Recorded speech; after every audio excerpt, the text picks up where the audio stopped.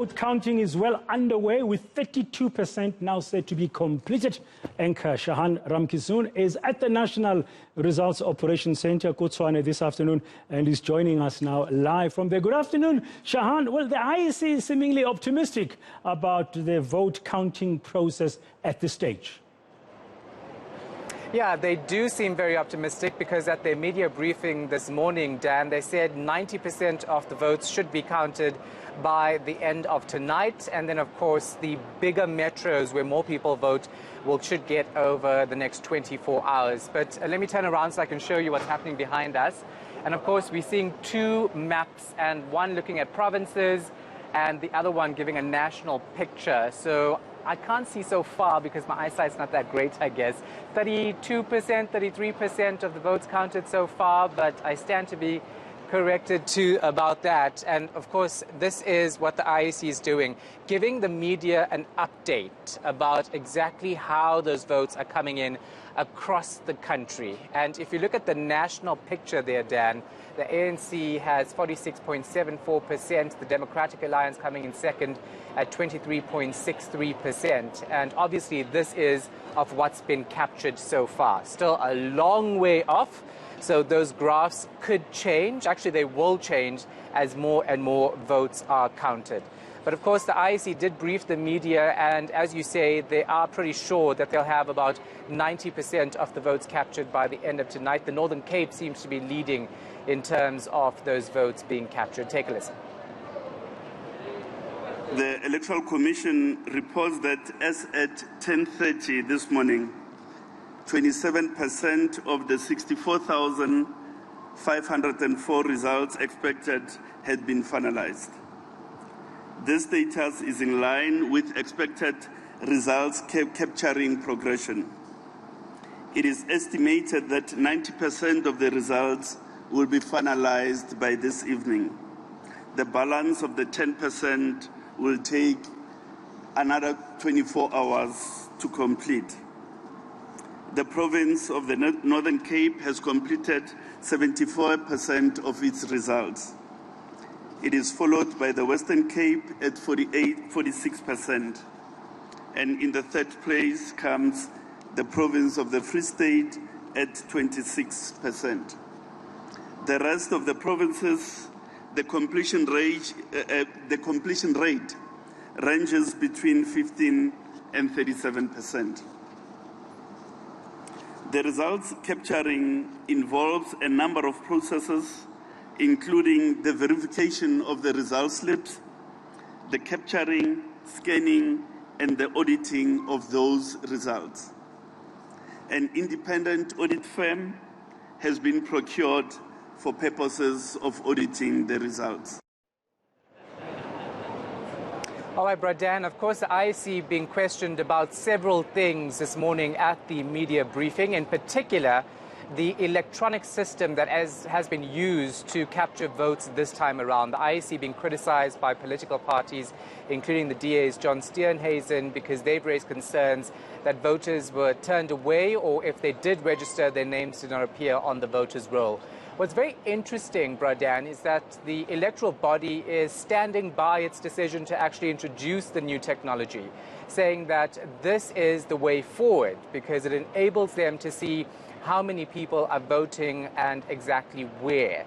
So the electoral body saying that we need to adjust and we need to make sure that the system is improved. They were then questioned about glitches and why they didn't test the system out even before the voter registration period. And they said, well, it's work in progress, and that majority of the cases where there were actually problems, they did manage to repair those issues and people ultimately did vote. Then you have concerns about, parties that are raising issues around people not getting access to voting stations because of unrest. And the IEC saying that, earlier on in the morning yesterday, we did see some protest action, but ultimately, eventually, people were allowed to go into those voting stations. And Slindelo Masikane is on the floor for us. Of course, we're going to get reaction from political parties throughout the day and evening here on eNCA, because they're all here watching those boards. If you see it on your screen, it's that board behind me that political parties are watching very closely. And of course, if you are just joining us, that's what the national picture looks right now. And it's going to change constantly. Every minute we're seeing a change on that board. Slindile Masikane is now able to speak to us. She's on the floor, Sli.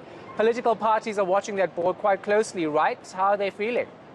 Certainly so. I mean, we know, of course, that 90% of the results are expected by later this evening. And I'm in the section of the National Rocks floor where we have majority of all of the political parties that are contesting that are here. And you can see behind me that they're all going to be closely watching those big screens as the results keep trickling in. But I'm joined now by the leader of the new kid on the block that seems to be making some inroads here in Johannesburg. Mr. Herman Mashaba, how are you feeling? I mean, I saw you coming in about 2 or 3 hours ago.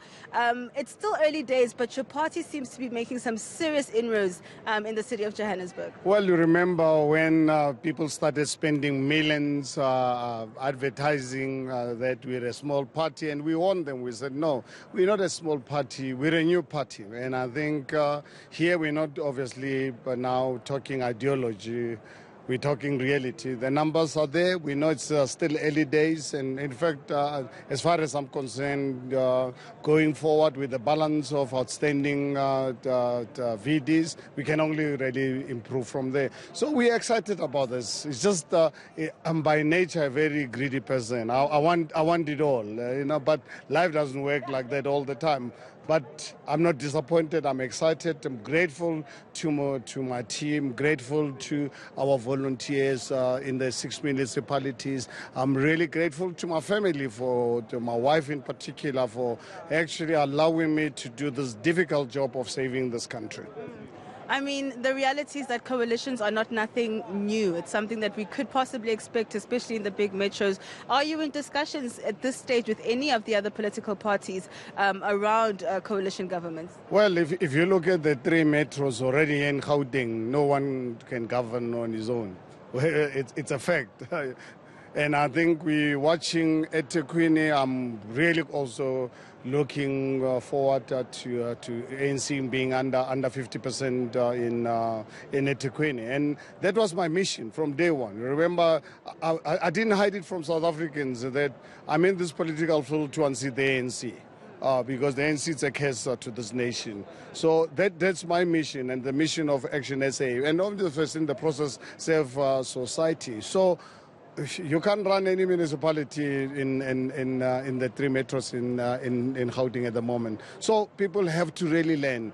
Coalition arrangements and governments is nothing unique to South Africa. If you look at all democracies all over the world, more than half of them they run through coalition arrangement. Coalition, it's about actually showing mutual respect. You stop your arrogance of thinking that you're a bigger party, therefore you can just railroad your policies and your arrogance to others. And I think that's really what happened in the city of Johannesburg for me to really walk away from that arrangement, because I was just not really prepared to disrespect other parties. Yeah.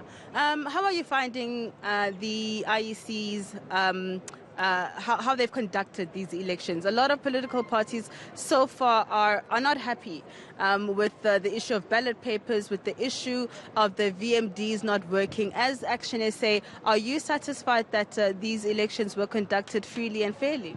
Well, I think for us as ActionSA, we've got a pattern of really not being happy with the IEC from the time when we tried to launch our party with the logo. I mean, honestly, you look at our logo and the query that IEC brought forward. I think for me, as far as I'm concerned, was just to really make it difficult for us, delay us from registering so that we can miss participation in these local government elections, because we were a big force from the beginning. Then, so from the start, you're not happy with the IEC? Let me give you 4 cases in just under a year. It started with the logo. It started with the Political Funding Act, where IEC wanted to raise funds for political parties, only distribute that money to existing political parties. We said, no, where do you have this right? Thirdly, it came now with the ballot papers, where we were reduced to a logo. When we registered as ActionSA, we did not register as anything else. Then, fourthly, look at our councillors' list. We were the last party for our list to be published. That's why in the city of Johannesburg, one ward, 103, we are where we did not really have a candidate. So you will be filing official complaints? No, not really. We've decided, you know what, I think if ever this is some kind of way to disrupt us, you know, for me, I was born and lived under an evil system of apartheid, and I've learned if someone closes a door on me, I always find a way to go around it. And this has made us really very clever, creative, and we launched this party right in the midst of a pandemic. We launched, campaigned, and no one can stop us. So we are unstoppable. The local government elections are behind us. You will see in the new year we're going to have representation preparing for 2024, because that is obviously the big project. This local government election was just for us to really have the foundation for 2024. All right, thank you so much, Mr. Mashaba. Thank you so much. Thank you. All right, that is the leader of ActionSA, the new kid on the block, making some serious inroads here in Johannesburg. But of course, it's still early days, Shahan, and we will obviously be here for the majority of the day as well as well into the evening, looking at that results board and seeing exactly how well the political parties as well as the independent candidates are going to do. Yeah, all right, Sindelo Masikane, we're going to leave it right there with you. I know you're going to do a quick switch with JJ Tabane, so let that happen because we're still on your visuals on a jib shot.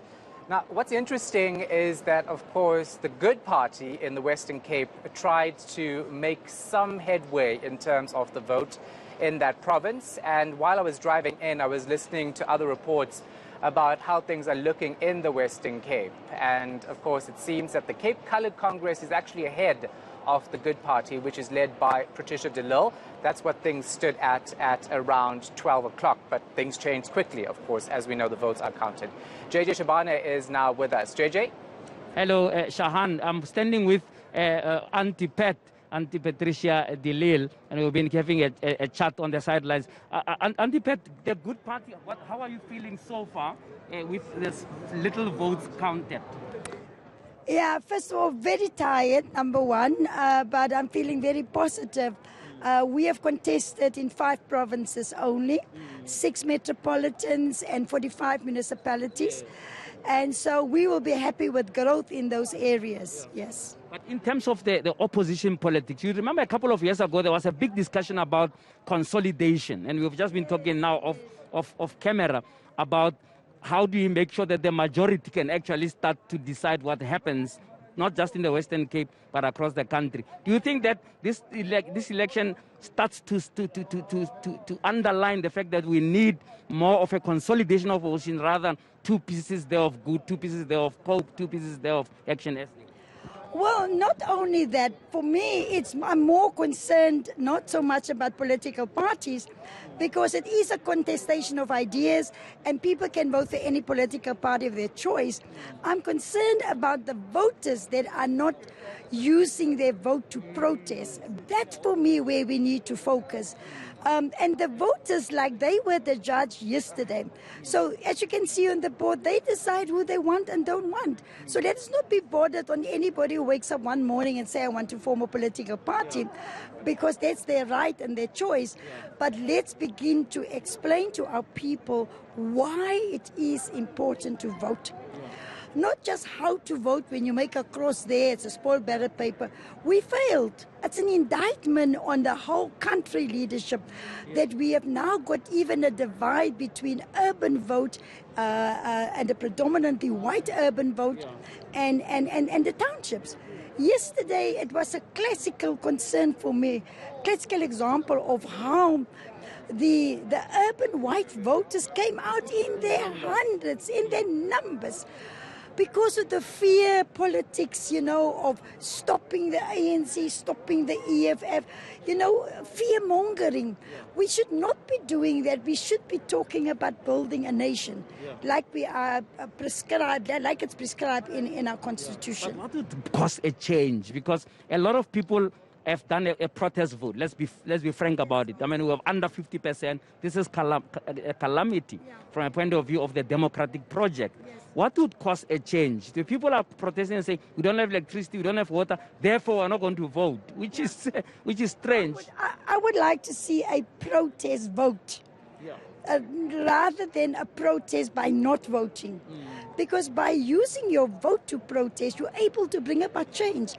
Because those councillors that are in these councils, they've been voted in. The only way you can get them out is to vote them out. And that's why, for me, it's so disappointing that, we allow the status quo to continue. But tell me about good. I mean, you launched with a lot of fanfare. What is your assessment of the growth trajectory of good? Forget about the results now. Just tell me, over the last 5 years, what has been your trajectory of growth? Is this something that we can look forward to another 5 years of you doing something that would shake the political landscape a bit? JJ, we started 3 months before the 2019 elections, and we were able to get about 70,000 votes. And we use that to continue to build. Good is more a movement that want to bring together all the good people in our country. Because if good people do nothing, that's when evil prosper. And so we want to say to good people, let us roll up our sleeves and let us become involved in fixing our country. There's such a lot of problems there, instead of just blaming. And so we are growing that kind of movement, not around a political ideology, but around the preamble of the Constitution that says, let us recognize the imbalances of the past, but let us build united in our diversity. Lastly, I'm told that you're already popping champagne in the Southern Cape. What's happening there? Well, in the Southern Cape, I think that not only ourselves, but it looks very clear that neither the ANC or the DA will get a 50% plus one. And the good party there and our mayoral candidate has done a lot of work, especially in the northern suburbs. And I think that is going to help us to have a say and bring our plan as good into the council within Nelson Mandela Bay. Wonderful. Thank you. All the best to you. All right. Wonderful. Shahan, that was the good party leader there, Patricia de Lille, truly decrying the whole issue of low voter turnout, that it may end up in what one can summarize by saying the dictatorship of the minority. All right, we're going to leave it right there. Thanks for that, JJ Tabane. Bradan, we're going to leave it here for now from The Rock, but we'll bring you updates throughout the afternoon and evening on eNCA. Thank you.